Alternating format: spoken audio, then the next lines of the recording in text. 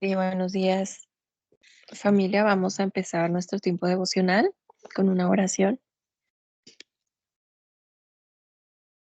Padre amado, en esta mañana queremos darte gracias.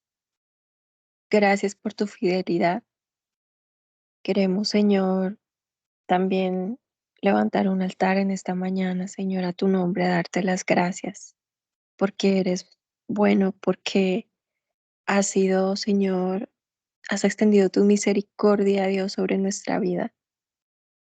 Queremos exaltar tu nombre, Señor, porque tienes, Señor, tu nombre está sobre toda autoridad, sobre todo nombre, Señor, para resguardar, para limpiar, para transformar, Señor, nuestra vida. Tú sabes, Señor, cuánta sed y cuánta necesidad hay de ti, de tu presencia, de, de tu carácter en nuestra vida, cuánta sed y cuánta necesidad hay, Señor, de que nos uses, Dios, en medio del desierto, en medio de la angustia, en medio de esos valles, Señor, de sombra, Dios, que viven tantas personas. Por eso, Señor, aquí estamos, aquí está nuestra vida, para que, Señor, tú la llenes. Ayúdanos, Señor, a vaciarnos de todo lo que sobre, todo lo que estorbe, Señor, todo lo que impida, Dios, el fluir de tu amor. Señor, gracias porque tú has cambiado, Dios, toda tristeza en gozo, porque, Señor, lejos de un carácter amargo, Señor, tú has traído, Dios, tu gozo a nuestra vida. Gracias, Señor, porque tú has quitado toda enfermedad y todo yugo y quebranto, Señor, y nos has extendido hacia lo que está delante. Bendito eres, Dios, y en este tiempo te pido, Dios, que tu palabra, Dios, permee nuestra vida, tu palabra que jamás regresa vacía, sea bien administrada, Señor, puesta por obra, y que Señor, que tu rostro sea lo primero que veamos cada mañana. Te lo pedimos, Señor, en tu nombre y en acción de gracias. Amén. Amén. Bueno, buenos días a todos. Vamos, hoy es 24 de marzo y según nuestra guía devocional, pues vamos a continuar con el libro de Mateo, de Números y Eclesiastés. Entonces, pues vamos a iniciar con el libro de Mateo, capítulo 21, del 1 al 27. Y para ello, a ver, de los que están acá conectados, ¿nos puedes ayudar a leerlo, Adriana Navarro, por favor? Sí, claro. Gracias. Y seguimos entonces luego con Números 17. Eh, ¿Nos podrías ayudar a leerlo, por favor? A ver, permítame.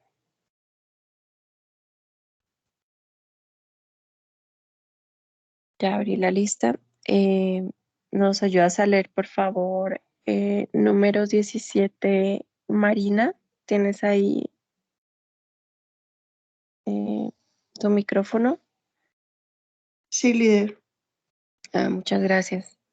Y seguimos con Números 18.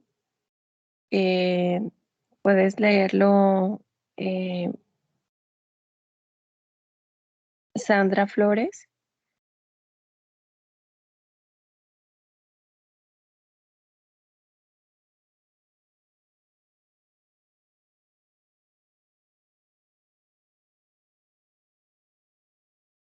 No, yo creo que está ocupada. Entonces, Angelita, ¿nos ayudas a leer Números 18? Ahorita más adelante.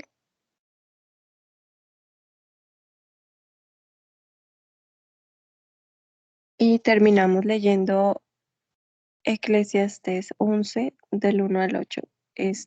Lo va a leer mi esposo. Bueno, vamos entonces a Mateo 21, por favor, del 1 al 27.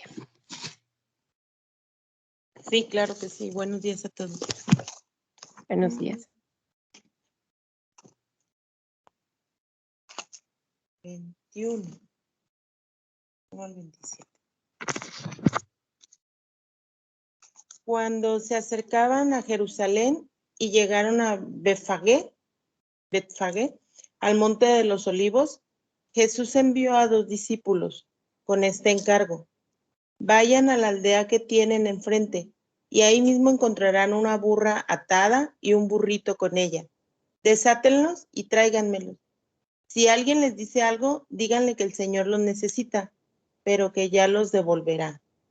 Esto sucedió para que se cumpliera lo dicho por el profeta. Digan a la hija de Sión: mira, tu rey viene hacia ti, humilde y montado en un burro, en un burrito, cría de una bestia de carga. Los discípulos fueron e hicieron como les había mandado Jesús.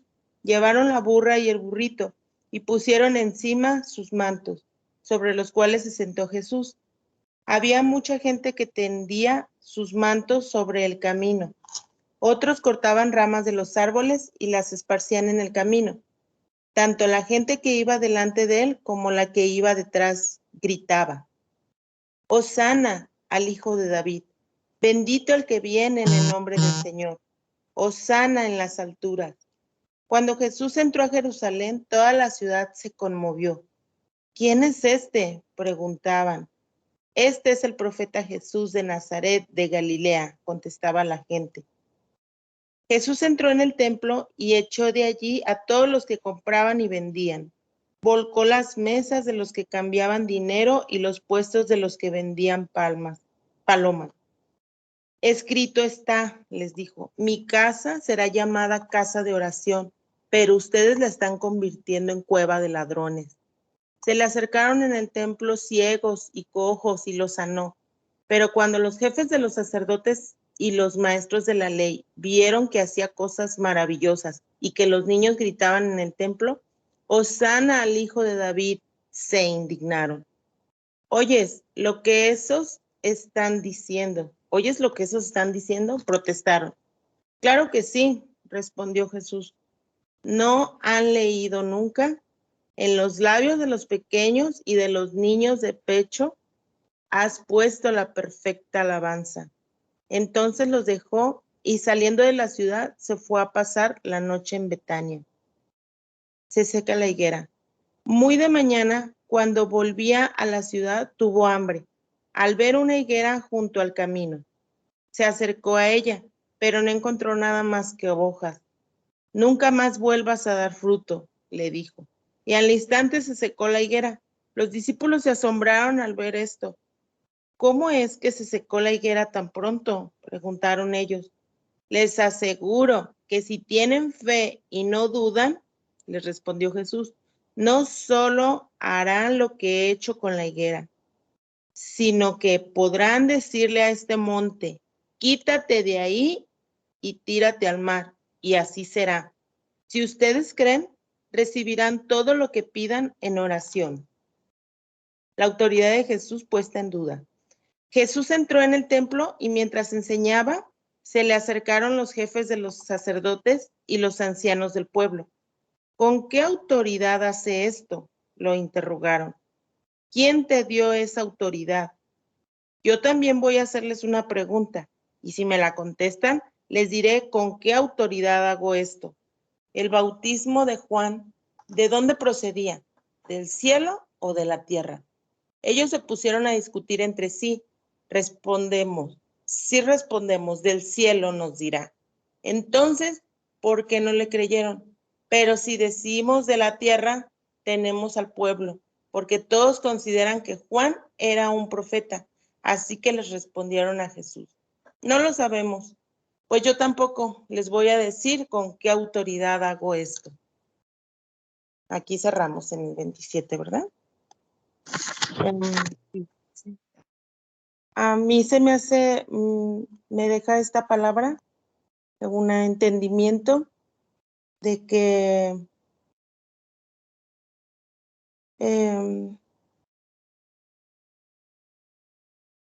ay, se me fueron mis palabras. Estaba buscando el versículo.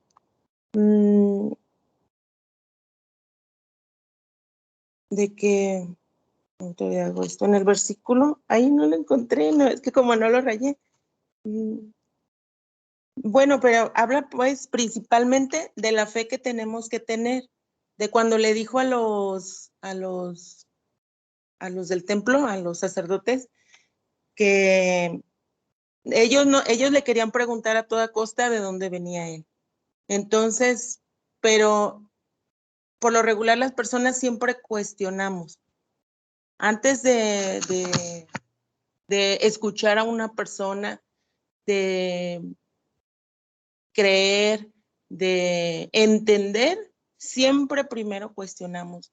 Entonces, más a él, que era Jesús, nuestro Dios, él no daba explicación. También le decía a sus discípulos que tuviéramos esa fe que mueve montañas, esa fe que tenemos que tener día con día, para que nos nutra el espíritu, para nosotros saber con quién estamos con Dios. Entonces, nosotros tenemos que ser fieles a Él, fieles a su palabra y saber que Él tiene como la llave de nuestras necesidades, sin que nosotros cuestionemos de ninguna razón a ninguna, a ninguna gente a nuestro alrededor, nosotros tener la certeza de que Él siempre va a estar con nosotros. Esto fue un poquito de lo que me dejó esta palabra. Gracias. Muy bien. Muchas gracias a ti, Adri. Bueno, ¿alguien más quisiera remarcar eh, un versículo en particular o lo que el Señor le dejó en este capítulo? Sí, buenos días. Buenos días, doña Diela. Bueno, a mí me llama la atención donde dice Mateo 21, les aseguro que si tienen fe y no dudan, les respondió Jesús, no solo haré lo que han hecho en la higuera, sino que podrán decirle a este monte, quítate de ahí y tírate al mar. Algo que me llama la atención de este versículo es que el Señor siempre nos dice que tengamos fe, ¿no? Y que le creamos a Él.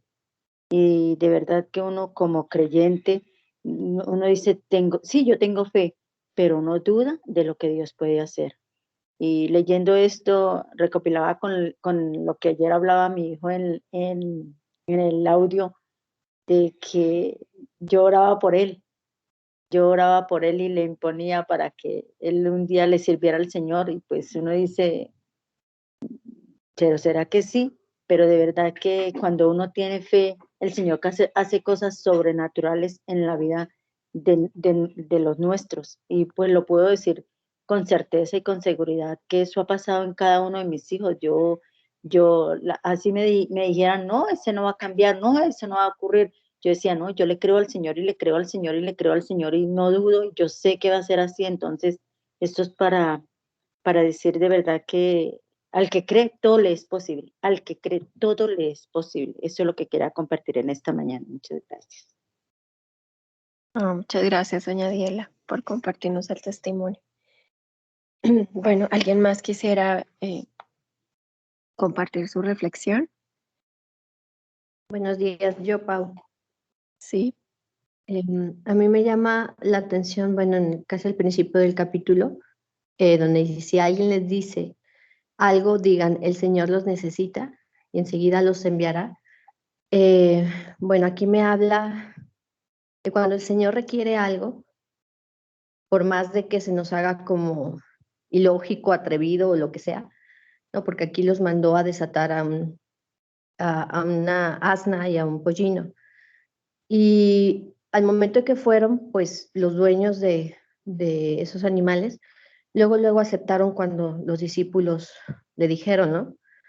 Entonces creo que aquí tenemos que confiar en lo que el Señor nos manda hacer y confiar en que si Él nos está dando la instrucción, nos va a respaldar también en el resultado. O sea, ellos consiguieron esa asna y esos pollinos. ¿Por qué? Porque el Señor había mandado ir por ellos y cuando Él manda, los demás obedecen, ¿no? Y se cumple la voluntad del Señor. Entonces, nosotros tenemos que saber que tenemos un Dios que nos respalda, un Dios que va a abrir puertas cuando Él nos pide hacer algo.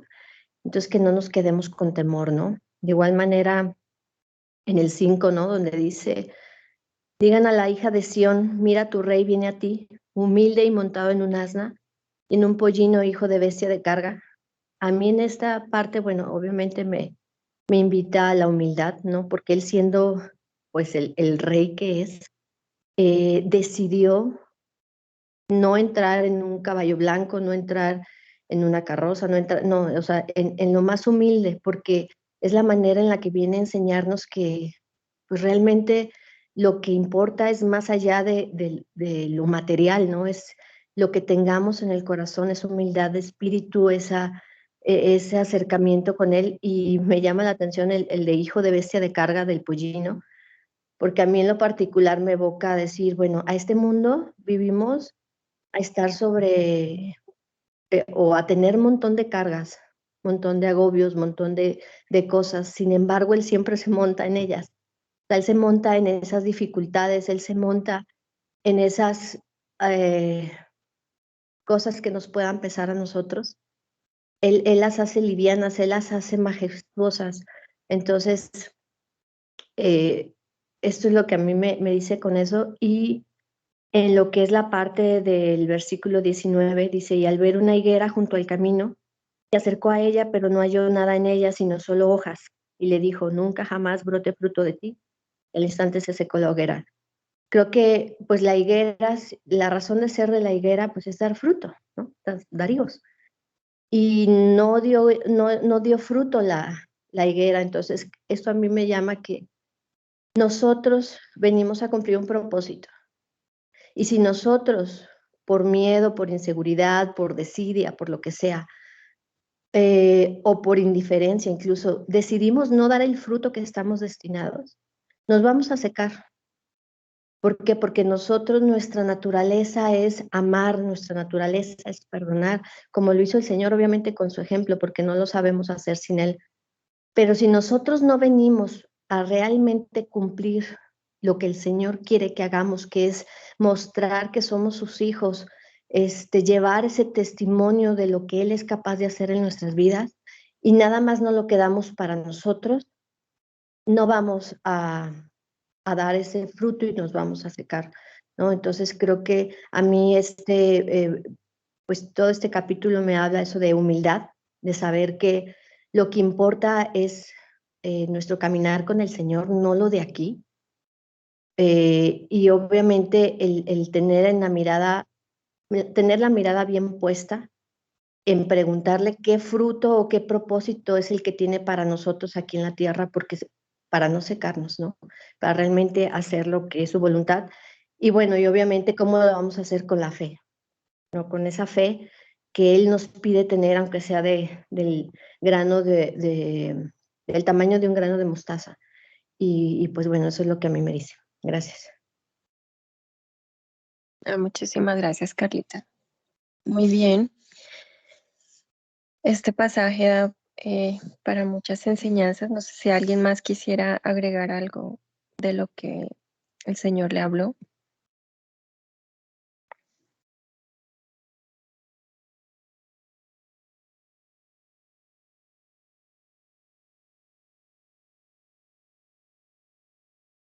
Bueno, mientras se animan,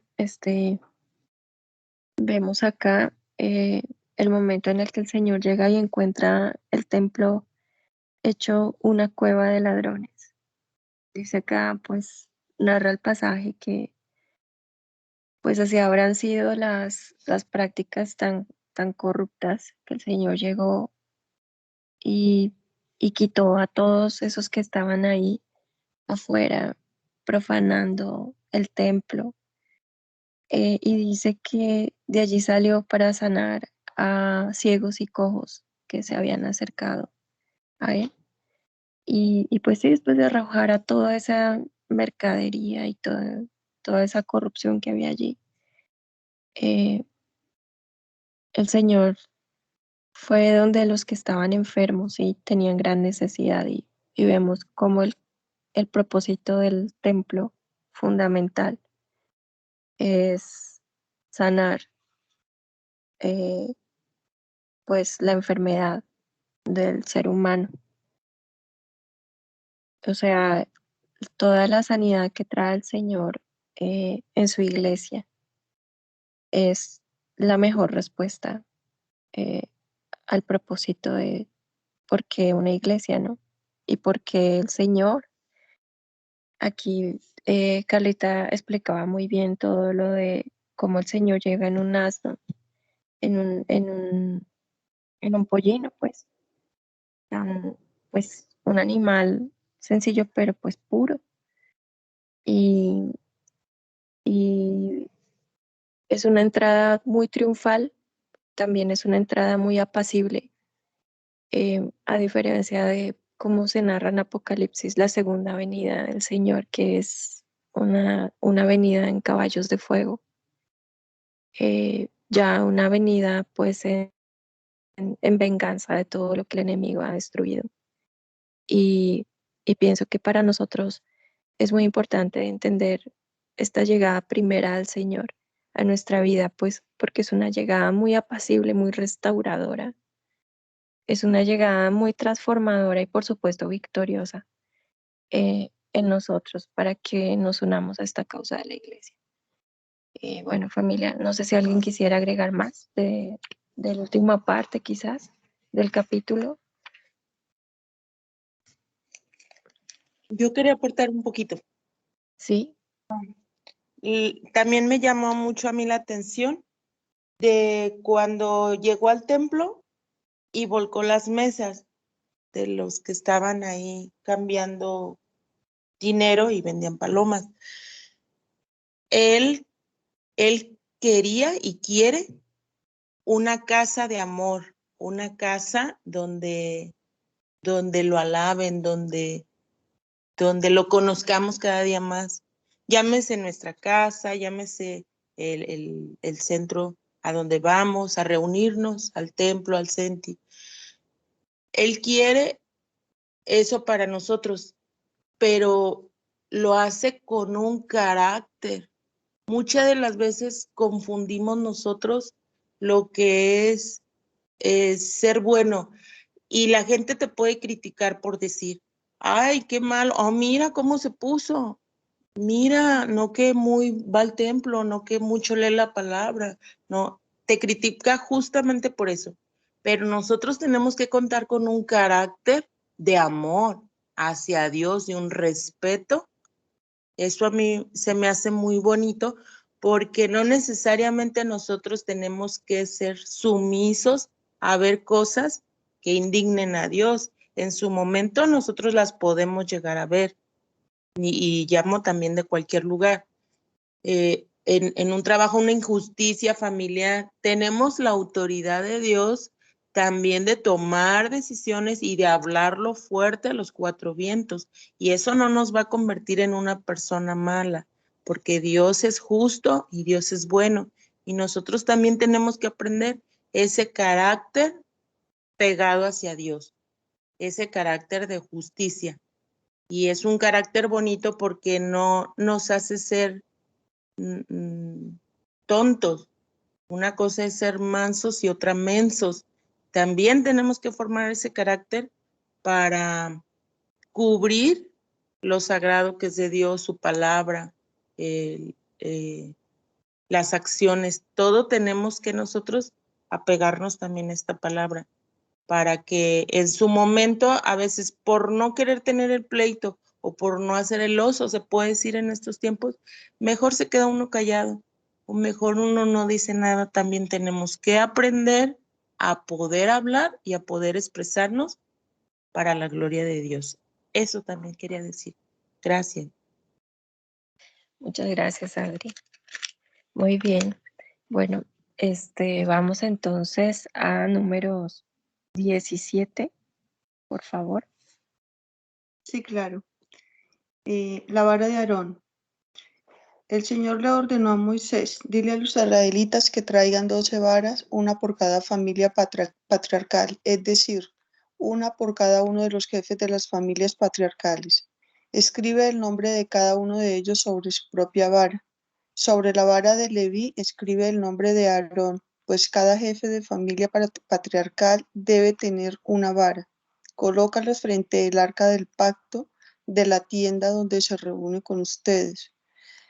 La vara que retoñe será la de mi elegido, De ese modo quitaré de encima las constantes quejas de los israelitas que los israelitas levantan contra ustedes.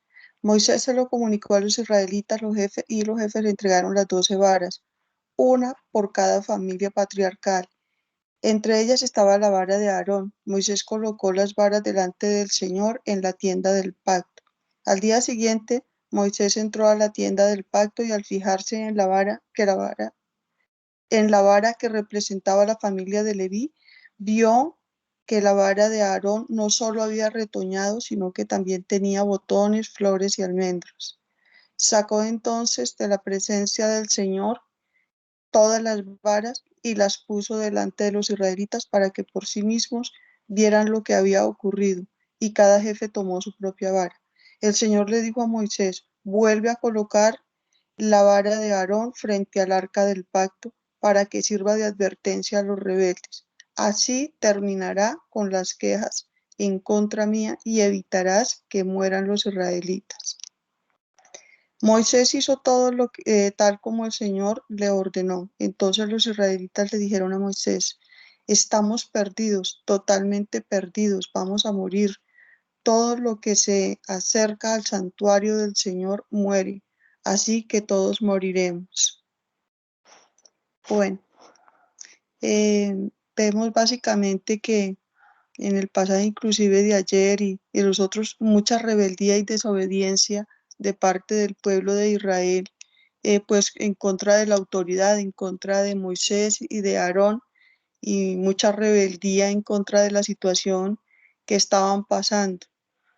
Y esto los llevaba a actuar de unas formas pues muy alteradas, muy fuertes, a hacer lo que ellos realmente querían.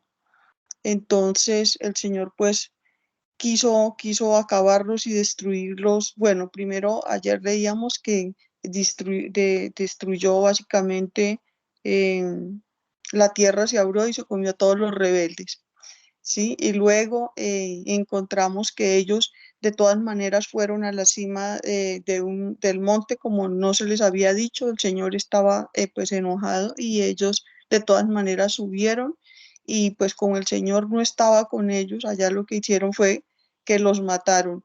Hubo una mortandad terrible. Y luego entonces continúan, o sea, el Señor cómo nos tiene de paciencia, porque así somos básicamente, somos tercos, testarudos, queremos hacer las cosas, meter la cabeza por donde no es, y pensamos, o sea, así actuamos nosotros.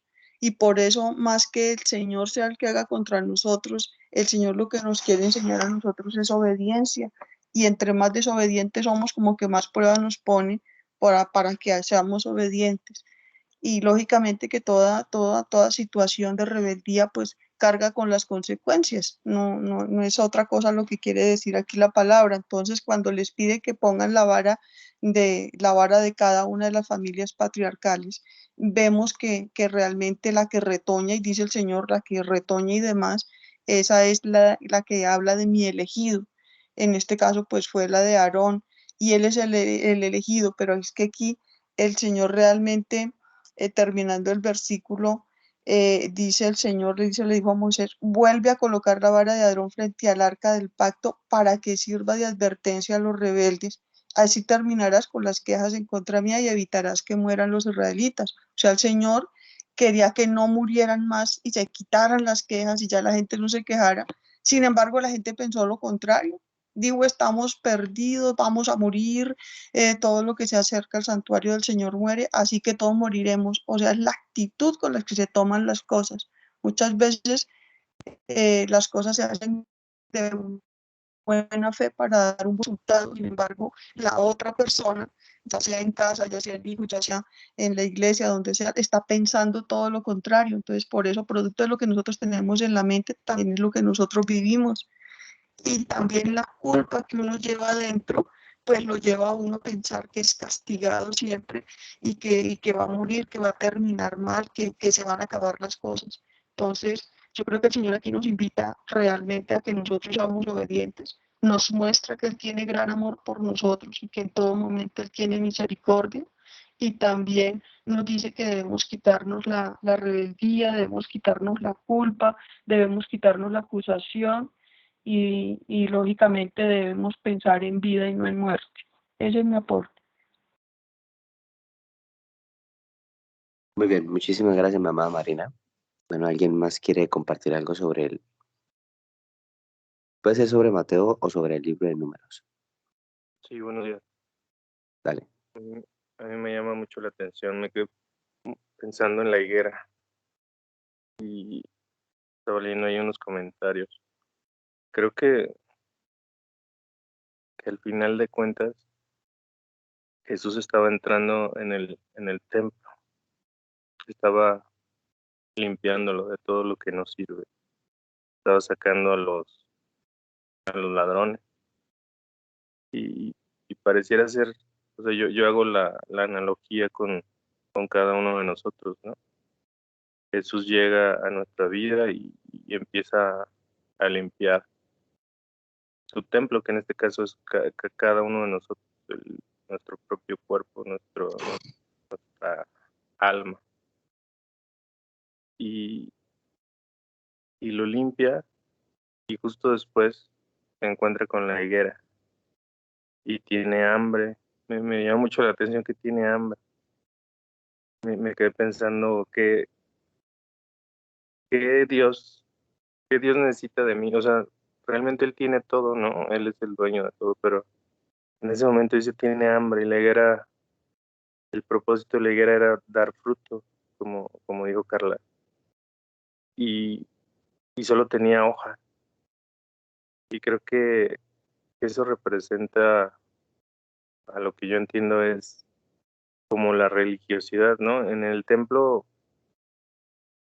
había, había todo pues había sacerdotes, había fariseos, o sea, era como toda una estructura humana, entre comillas, como que se enfocaron en la ley, se enfocaron en las ofrendas, en los sacrificios, en cambiar, en recibir monedas, en hacer el business, pero no en Dios. Y a lo mejor el templo era majestuoso y estaba súper bien construido y era el punto de reunión, pero no había esencia, estaba solamente hojas, no había fruto. Y creo que debemos de cuidarnos de eso, de que nosotros en nuestra vida solamente tengamos hojas. A lo mejor podemos creer que estamos en una relación con Dios, pero si nada más hay hojas, si nada más es apariencia y no hay fruto, pues terminaremos seca. Y me llama mucho la atención acá en Números, cómo la vara de Aarón floreció y, y produjo almendras maduras, dice en el 8. Había retoñado, echado brotes, florecido y producido almendras maduras. ¿Y por qué? Porque estaba en la presencia de Dios, estaba cerca de Dios. O sea, no podemos dar frutos sin la presencia de Dios. Y definitivamente no podemos engañarnos a nosotros mismos y pensar que estamos en la presencia de Dios y en nuestra vida no hay fruto. Y si no hay frutos, pues tenemos que revisar porque seguramente estamos a punto de marchitarnos, amargarnos o pues ir de bajada. Y al final, como todos se asustan y con signos de exclamación dice, estamos perdidos, moriremos, estamos arruinados. Cualquiera que tan siquiera se acerque al tabernáculo del Señor morirá. ¿Acaso estamos todos condenados a morir? Y yo creo que la respuesta es sí. O sea, tenemos que morir, tenemos que vaciarnos de nosotros mismos para que Cristo viva en nosotros. Como dice la Biblia, ya no vivo yo, Cristo vive en mí. Pero pues ya no vivo yo, quiere decir que estoy muerto. Y si estoy muerto, ya no siento, ya no quiero, ya no necesito, entre comillas, esas cosas que no me edifican. Y lo que necesito es Dios, es estar en la presencia de Dios para así florecer y dar fruto. Eso es lo que quería compartir. Gracias. Muy bien, muchas gracias, Rich. Sí.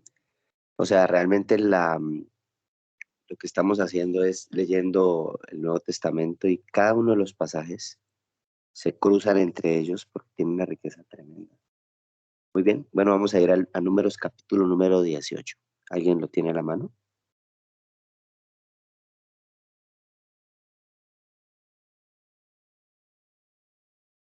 Creo que se le ha delegado a alguien, ¿no? Está bien. Sí, ya lo voy a leer. Lo que pasa es que estoy buscando acá en el cel. Ya llegué al trabajo, entonces alcanzo a Ah, leer. Espere, si pero lo voy alcanzas a leer, si no, no te preocupes. en el celular. A ver. Ay, no sé qué le pasa que se trabó.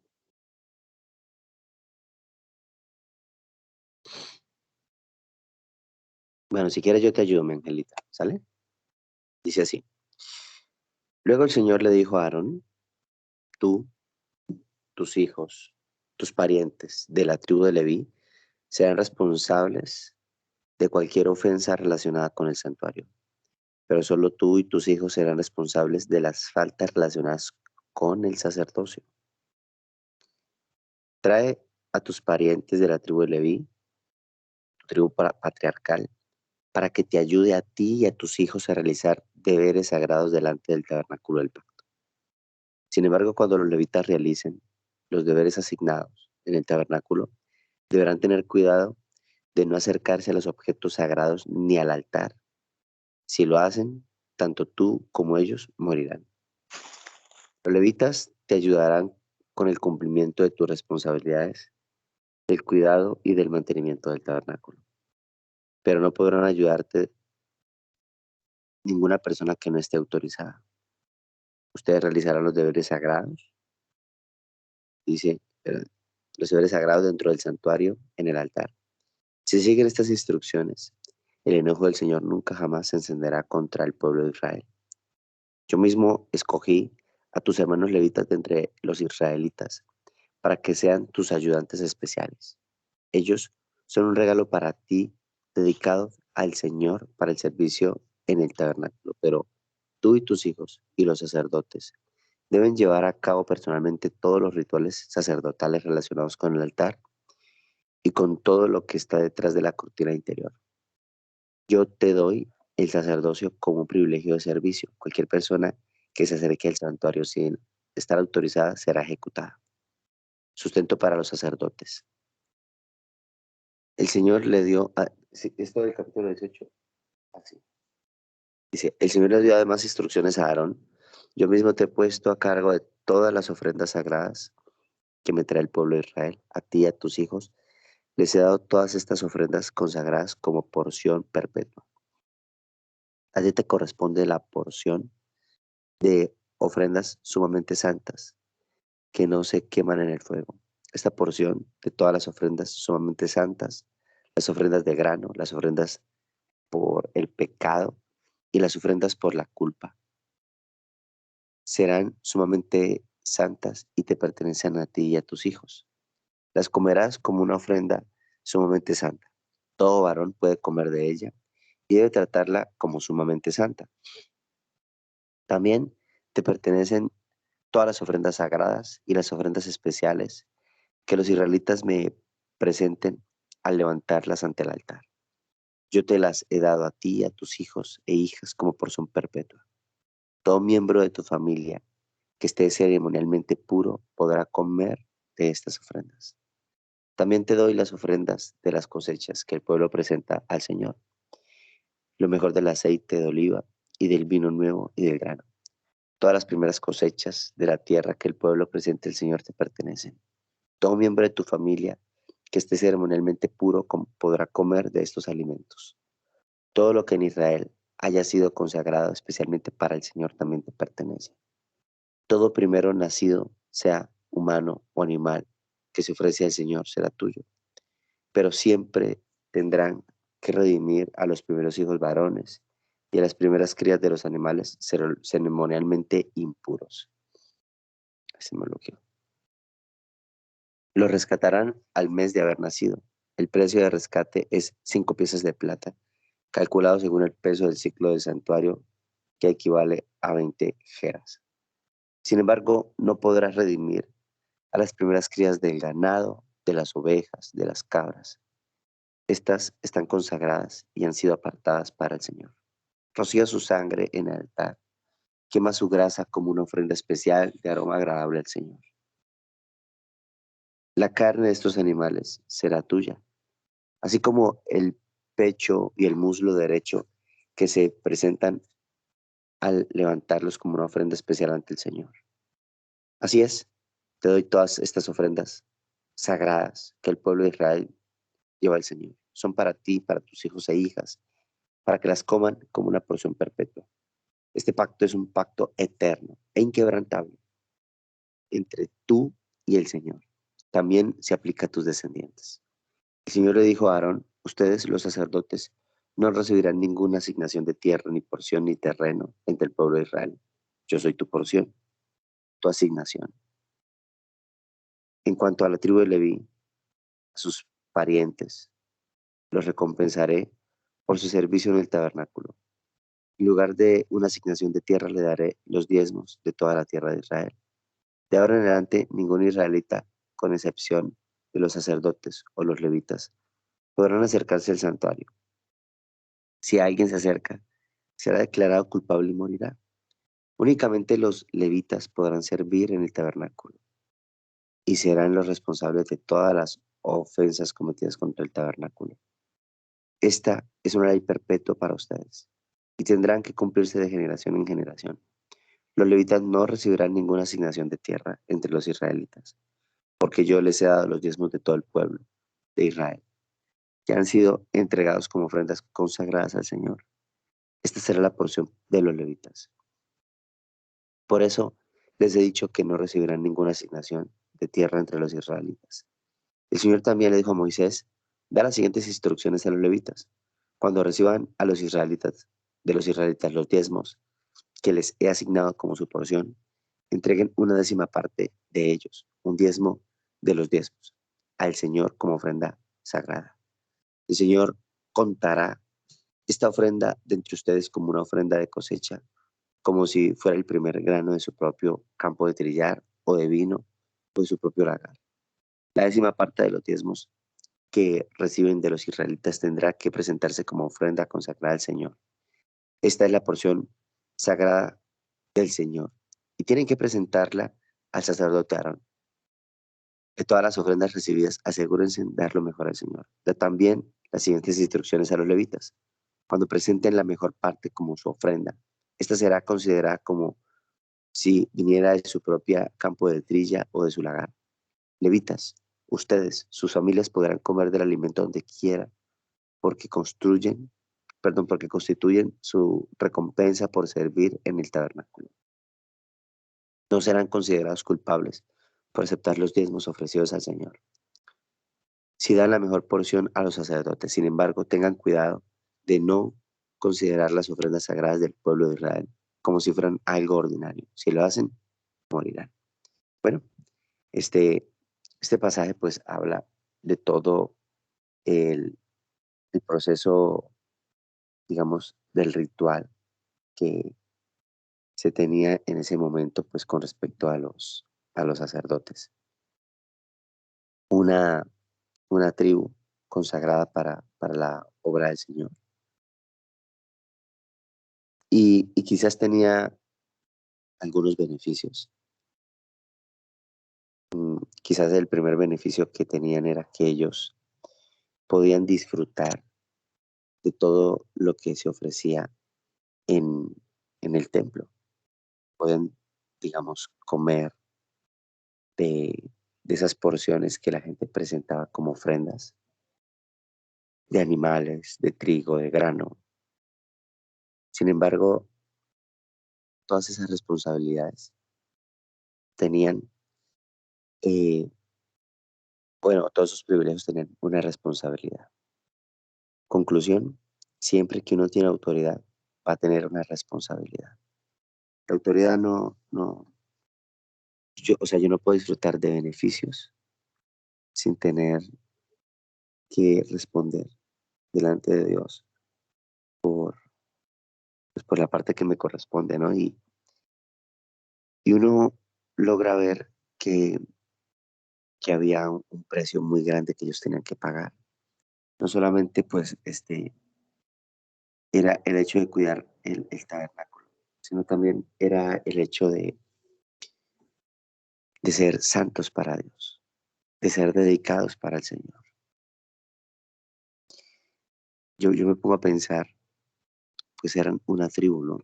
Y, y si alguien de esa tribu decidía no servirle al Señor, no podían, o sea, para mi óptica no podían desligarse de ser levitas. Eh, y yo viendo esto con lo que leíamos en Mateo, esos levitas seguían funcionando en el libro de Mateo. Quizás habían pasado unos 1000 años, más o menos, 1200 años, desde, desde que se escribe esta ley hasta Mateo 21. ¿Qué pasó con esos sacerdotes? ¿En qué momento los sacerdotes decidieron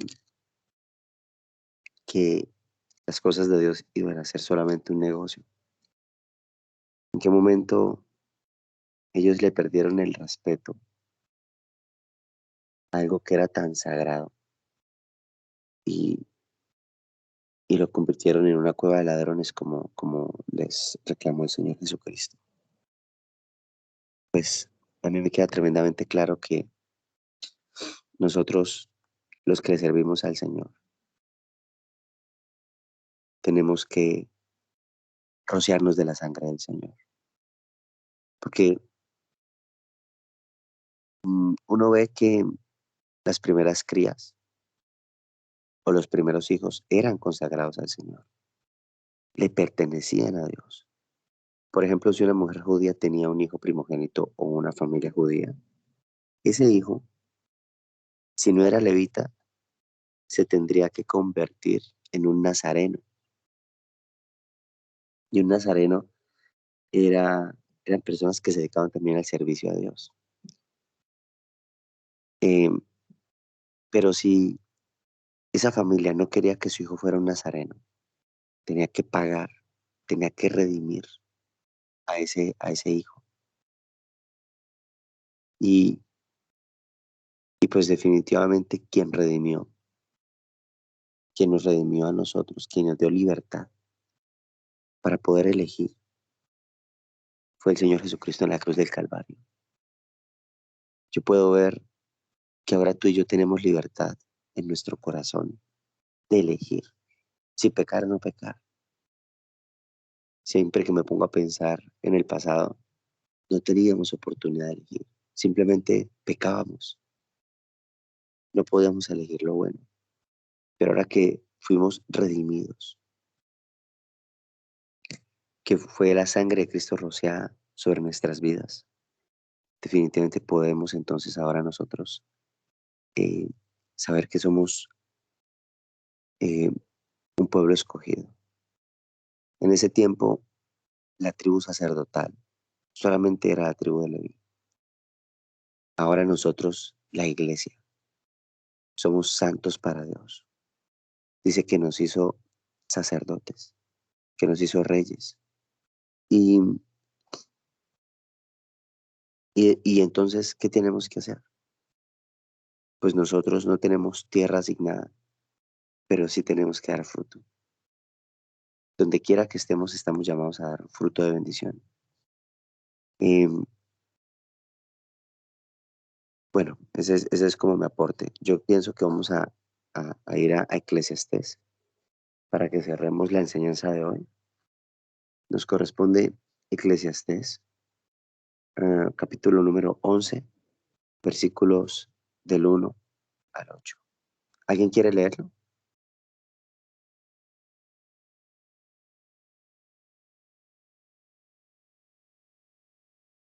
Eclesiastés 11 del 1 al 8. Si quieres, llama la venta. Dale. Eclesiastés 11. Envía tu grano Envía tu grano por los mares, y a su tiempo recibirás ganancias. Coloca tus inversiones en varios lugares, porque no sabes qué riesgos podrá haber más adelante. Cuando las nubes están cargadas, vienen las lluvias. Un árbol puede caer hacia el norte o hacia el sur, pero donde cae, ahí queda. El agricultor que espera el clima perfecto nunca siembra. Si, si contempla cada nube, nunca cosecha. Así como no puedes entender el rumbo que toma el viento, ni el misterio de cómo crece un bebecito en el vientre de su madre, tampoco puedes entender cómo actúa Dios, quien hace todas las cosas. Siembra tu semilla por la mañana y por la tarde no dejes de trabajar, porque no sabes si la ganancia vendrá de una actividad o de otra, quizás de ambas. La luz es agradable. Qué hermoso es ver amanecer un nuevo día. Si alguien llega a la ancianidad y disfruta de cada día de vida, pero que también recuerde que habrá muchos días oscuros, todo lo que aún vendrá carece de sentido. Gente joven, la juventud es hermosa, disfruten de cada momento de ella, hagan todo lo que quieren hacer, no se pierdan nada, pero recuerden que tendrán que rendirle cuentas a Dios de cada cosa que hagan. Así que dejen de preocuparse y mantengan un cuerpo sano, pero tengan presente que la juventud, con toda la vida por delante, no tiene sentido. Pues aquí me llama la atención un par de cosas. En el 4 que dice, el agricultor que espera el clima perfecto nunca siembra, y si contempla cada nube, nunca cosecha. Y, y es como ese, pues yo me identifico aquí, o sea, tratando de esperar que las condiciones sean perfectas para hacer algo, y te quedas esperando y no lo haces. Y a veces, pues justo aquí nos estoy diciendo, no esperes eso, más bien, creo yo, estamos hablando de los frutos. Estamos hablando porque nos podemos justificar y decir, tal vez no estoy preparado, tal vez no sé, tal vez me falta más tiempo, no sé cómo hacerlo, pero al final, si vas con Dios, pues Él te va a dar las herramientas, o va a poner las ayudas, o va a poner todas las situaciones para que se vayan dando las cosas que son conforme a su propósito. Contamos con el Espíritu Santo y debemos de, de echar mano de eso, de saber de tener un poquito de fe para creer que las cosas se van a hacer. Y siento que esa fe va en contra de las circunstancias, va en contra de lo que vemos, de lo que, de lo que pareciera que no puede ser, pero es.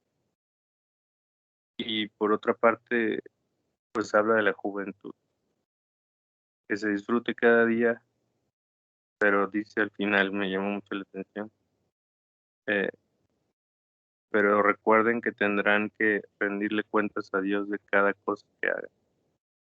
Y jóvenes o no jóvenes, al final tendremos que dar cuenta a Dios de cada cosa que hagamos y de la que no hagamos, porque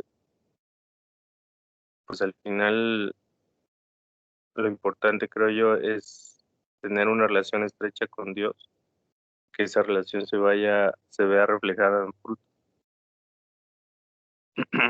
Y también me llamó la atención que no pongas, como parafraseando, que no pongan los huevos en una sola canasta, como que tengas diferentes formas de ganarte la vida. Por la mañana cosecha y por la tarde trabaja, y tal vez ambas te den ganancia o tal vez una, pero como que tengas varias fuentes ingresos. Bueno, yo sí lo estoy leyendo y creo que es como pues una invitación a no quedarse parados, a no quedarse en la cómoda, en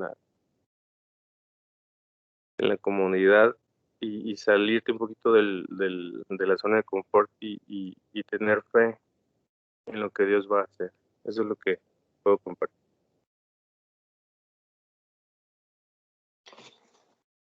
Muy bien, Rich, muchas gracias. ¿Alguien quiere opinar algo sobre este pasaje? Yo, buenos días. Dale. A mí me llamó la atención el que dice, la luz es agradable, qué hermoso es ver el Luis, amanecer. espérame. Ahorita, Luis Fermín tiene el celular prendido al tu lado, Déjeme le digo que lo apague. porque o sea, el sonido se devuelve, entonces por eso se escucha así. Ya, gracias. Vale. Donde dice que la luz es agradable, qué hermoso es ver el amanecer de un nuevo día. Y también donde dice que si alguien llega a la ancianidad, que disfrute de cada día. Bueno, sí es hermoso ver cada día, cada amanecer, cada bendición que nos da Dios, desde poder ver el sol, bueno, desde poder levantarse a uno de la cama de su casa, porque quiere decir que está uno sano. Cuánta gente amanece en el hospital y uno pues agradecer que amanece en su casa.